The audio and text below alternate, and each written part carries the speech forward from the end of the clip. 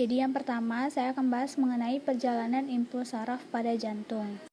Jadi impuls saraf pada jantung dimulai pada bagian nodenindoatrial atau SA node dan merambat ke otot-otot atrium sehingga atrium dapat berkontraksi.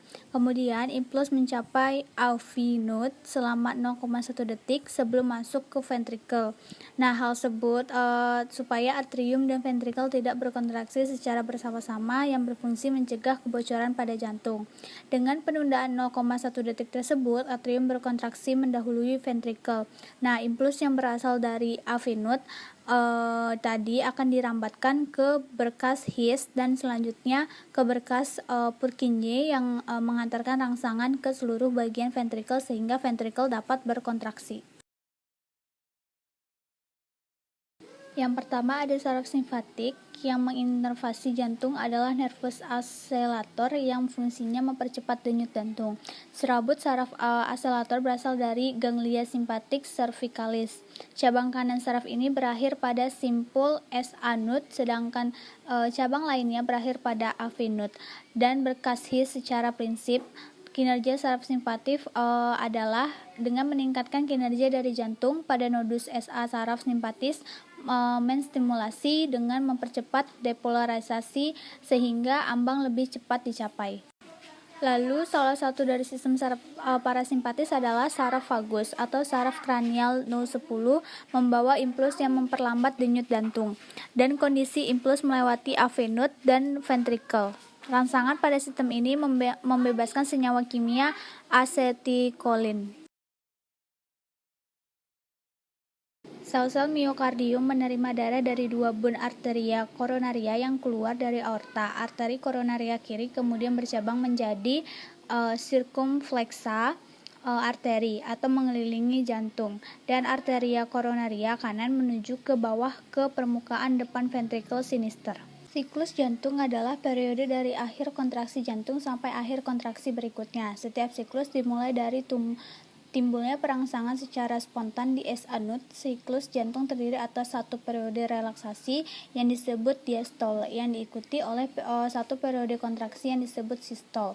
Lamanya siklus jantung kurang lebih 0,8 detik yang berarti jantung berdenyut 75-80 kali setiap menit. Sistole adalah dekontraksi atrium dan ventricle, sedangkan diastole adalah fase relaksasi atrium dan ventricle. Pada orang sehat terdapat dua macam bunyi jantung. Yang pertama S1 atau suara loop merupakan suara jantung pertama yang disebabkan oleh penutupan katup trikuspid dan mitral atau atrioventrikular yang memungkinkan aliran darah dari atria atau serabin jantung ke ventrikel atau bilik jantung dan mencegah aliran balik. Lalu yang kedua itu suara DOP merupakan suara jantung kedua atau S2 yang disebabkan oleh penutupan katup semilunar atau aortik dan pulmonari yang membebaskan darah ke sistem sirkulasi paru-paru dan sistematik. Korda tendine berfungsi untuk mencegah membalikannya katup ke dalam atrium, menarik katup AV atau atrioventrikular dalam proses membuka dan menutup katup atrioventrikular.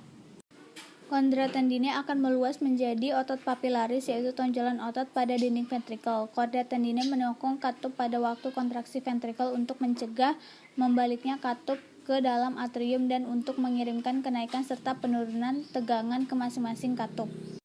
Klep atrioventrikular berada di antara atrium dan ventrikel, berfungsi sebagai jalan darah dari atrium ke ventrikel. Jika katup ini membuka, akan membiarkan darah mengalir dari atrium ke dalam ventrikel selama fase diastole. Sedangkan klep semilunaris memiliki tiga yang mirip bulan sabit. Terdapat dua jenis klep semilunar, yaitu klep aorta dan klep pulmonaris. Klep ini membuka ketika tekanan ventrikel kiri dan kanan masing-masing melebihi tekanan di aorta dan arteri pulmonalis.